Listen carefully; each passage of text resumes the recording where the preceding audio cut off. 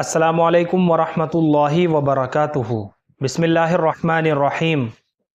नहमदुहू व नुसल्ली अला रसूलिहिल करीम, अम्मा बाद। मोहतरम नाज़रीन इकराम, एक साहब हैं अकबर साहब, मोहम्मद अकबर साहब।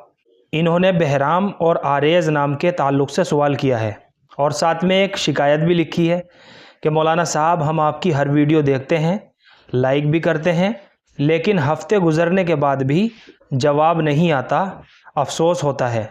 चलिए पहले मैं आपको इन दोनों नामों की मालूमात बता देता हूं और उसके बाद मैं आपकी शिकायत का जवाब भी दूंगा। देखिए, बहराम नाम जो है ये अच्छा नाम है। बहराम नाम रखने में किसी भी तरह की कोई हरज की बात नहीं है, कोई ख़राबी नहीं है। बच्चे का बहराम नाम रखा जा सकता है।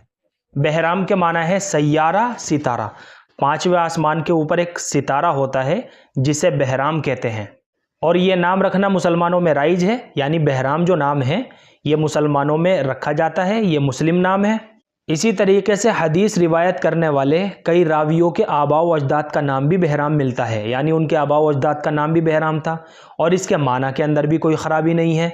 लिहाजा बच्चे का बहराम नाम रखना ये बिल्कुल दुरुस्त है, बल्कि जायज़ है। और दूसरा नाम जो आपने लिखा है कमेंट में, आरेज़, अलिफ मदा के साथ आरेज़। अलिफ है, रा है, या है, जा है, जो सख्ती से जा निकलता है, आरेज़।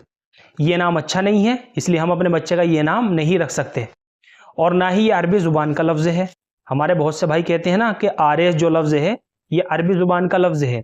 ये अरबी ज़ुबान का लफ्ज़ नहीं है, ये किसी और ज़ुबान का लफ्ज़ हो तो कुछ कह नहीं सकते, वल्लाहु आलम। लेकिन ये नाम जो है ना बिल्कुल भी मुनासिब नहीं है बच्चे के लिए। इसके अलावा अगर आप इस नाम को गूगल पर लिखकर सर्च करोगे तो कुछ गैर मोतबर वेबसाइट पर इसके माना बताए हुए हैं, कबीले का सरदार और फौज का रहनुमा, सरबरा। लेकिन मैं आपको बताता चलूँ कि इन मानी का कोई एतबार नहीं है, सारी रॉन्ग इन्फॉर्मेशन है, सारी गलत मालूमात है। जब तक किसी सही ज़राए से या लुगत की किसी सही मोतबर किताब से या किसी आलिम दीन से इस नाम के सही माना मालूम ना हो जाए, उस वक्त तक हमें अपने बच्चे का आरेज़ नाम नहीं रखना चाहिए। अलबत्ता मैं आपको इसी से मिलता जुलता एक नाम बता देता हूँ जो बहुत प्यारा नाम है और ख़ूबसूरत नाम है। आप आरेज़ की जगह पर आरिज़ करके रख लीजिए, आइन के साथ आरिज़। आइन है, अलिफ है, रा है, ज़ुआद है, आरिज़। ये अरबी ज़ुबान का लफ्ज़ है और अरबी ज़ुबान में इसके जो है माना आते हैं, उफ़ुक़ में फैला हुआ बादल या शहद की मक्खियाँ, ये इसके माना आते हैं। इसी तरह से कुरान करीम के अंदर भी ये लफ्ज़ इस्तेमाल हुआ है, जैसे बल हुआ आरिज़ुम मुमतिरुना। तो आरिज़ लफ्ज़ जो है ये कुरान करीम के अंदर भी इस्तेमाल हुआ है। इसी तरह से इसका एक माना और है, चेहरे का एक हिस्सा, रुखसार यानी गाल। तो इसके माना भी बहुत अच्छे हैं और इसका मफ़हूम भी बहुत अच्छा है। चुनाचे बिला डाउट और बिला तरद्दुद हम अपने बच्चे का आरिज़ नाम रख सकते हैं और मेरा मशवरा भी आपको यही है कि आप आरेज़ के बजाय आरिज़ करके रख लीजिए।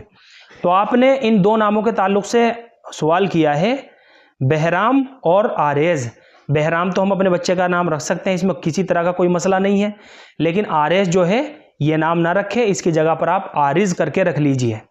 इसी तरह से आपने ये जो शिकायत की है कि हफ्ते गुजरने के बाद भी हमारे कमेंट का जवाब नहीं आता, अफसोस होता है। देखिए, सबसे पहले तो आपकी मोहब्बतों का बहुत बहुत शुक्रिया, अल्लाह आपको खुश रखे और आबाद रखे। लेकिन ये बात आपको समझनी होगी कि हर दिन में कमेंट बहुत सारे आ जाते हैं और इस वक्त भी अल्हम्दुलिल्लाह हज़ारों की तादाद में कमेंट आए हुए हैं और सारे ही बहन भाइयों की ये दरख्वास्त होती है, ये रिक्वेस्ट होती है कि प्लीज़ हमारे इस नाम के ऊपर वीडियो बनाइए, हमारे इस नाम के ऊपर वीडियो बनाइए। एक बात तो ये हो गई और दूसरी बात ये है कि वक्त की बहुत बड़ी किल्लत है, यानी हमारे पास वक्त बहुत कम है। यानी अगर मैं आपको अपनी रोज़मर्रा की रूटीन के बारे में बताऊं तो कुछ इस तरह से है। देखिए, सुबह को फ़जर की नमाज में उठना होता है।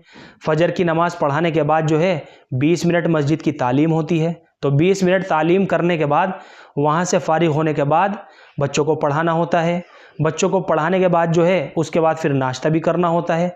उसके बाद फिर लाइट का भी बहुत बड़ा मसला है, लाइट कभी आती है, कभी रुकती है, तो कभी भाग जाती है।